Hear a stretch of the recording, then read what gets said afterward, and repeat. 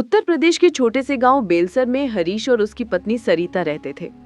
हरीश जब विदेश कमाने के लिए जाने लगा तब सरिता ने हिम्मत दिखाई, लेकिन उसके चेहरे पर एक ऐसा भाव था जिसे हरीश समझ नहीं पाया। घर में सरिता के साथ सिर्फ एक साथी था, उनका कुत्ता शेरू। काला, चौड़े सीने वाला, तेज आंखों वाला, लोगों की नजर में थोड़ा अजीब सा। हरीश के जाने के बाद सरिता के दिन सामान्य थे, लेकिन धीरे धीरे गांव वालों ने उसके व्यवहार में बदलाव देखना शुरू किया। वो अब किसी से ज्यादा बोलती नहीं, घर से ज्यादा निकलती नहीं और सबसे ज्यादा समय शेरू के साथ बिताने लगी।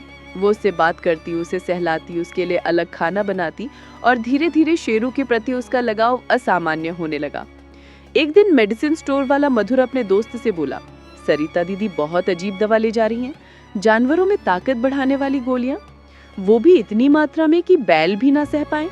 ये बात फैलते ही लोग फुसफुसाने लगे। कोई कहता है शायद घर में कुछ गड़बड़ है। इसी बीच शेरू का आकार बढ़ने लगा और उसकी आंखों में लाल सी चमक दिखने लगी। जानवर उससे डरने लगे। रात में उसका भौंकना गांव को जगा देता। कुछ लोग बताते कि वो आधी रात खेतों में दौड़ता दिखता है। एक दिन पड़ोस की औरतों ने देखा कि सरिता रात के अंधेरे में शेरू के पीछे जा रही थी। पूछने पर वो बोली वो भूखा था, लेकिन उसकी आवाज कांप रही थी। विदेश में बैठे हरीश को सरिता की हर बात अजीब लगती।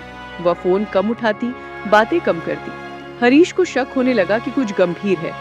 उसने बिना बताए घर आने का फैसला किया। जब वह रात में घर पहुंचा, उसने देखा कि भीतर से मंत्रों की आवाज आ रही थी। सरिता जमीन पर बैठी थी, सामने कटोरा जिसमें लाल तरल और मांस जैसा कुछ था। शेरू उसके सामने बैठा था। हरीश चिल्लाया, ये क्या कर रही हो? कटोरा गिर गया। शेरू गुर्राने लगा। सरिता रोते हुए बोली, जिस दिन तुम गए थे उसी रात चोर घर में घुसे थे। वो मुझे मार देते अगर शेरू ना बचाता। वो बुरी तरह घायल हो गया था। डॉक्टर ने कहा कि शायद ना बचे। तभी गांव में आए तांत्रिक ने बताया कि कुछ दवाएं हैं जो उसकी जान बचा सकती हैं। मैंने बस उसे बचाने के लिए सब किया। हरीश बोला, पर ये दवा इतनी खतरनाक कैसे? सरिता बोली, मुझे नहीं पता था वो क्या देगा। मैंने सिर्फ शेरू की जान बचानी चाहिए थी। उसी रात बाहर से जोरदार चीखें आईं।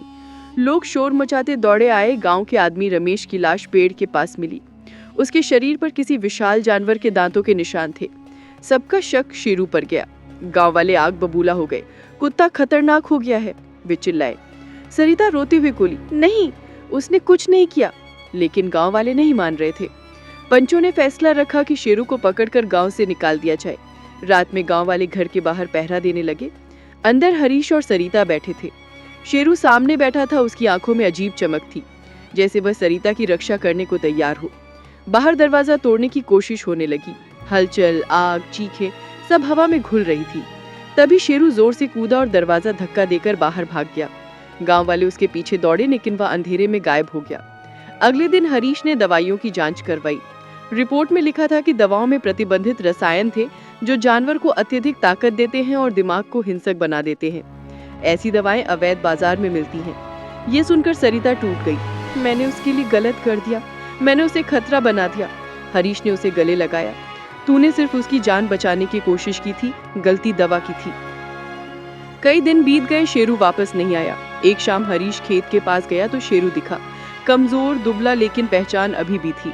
हरीश ने कहा, घर चलो, लेकिन शेरू पीछे हटा, जैसे कह रहा हूं मैं अब तुम्हारे लिए सुरक्षित नहीं, और फिर धीरे धीरे जंगल की तरफ भाग गया। हरीश उसे जाते देखता रहा। घर लौटकर सरिता ने पूछा, मिला? हरीश ने कहा, हाँ, लेकिन वह खुद नहीं आया। सरिता की आंखों में आंसू भर गए।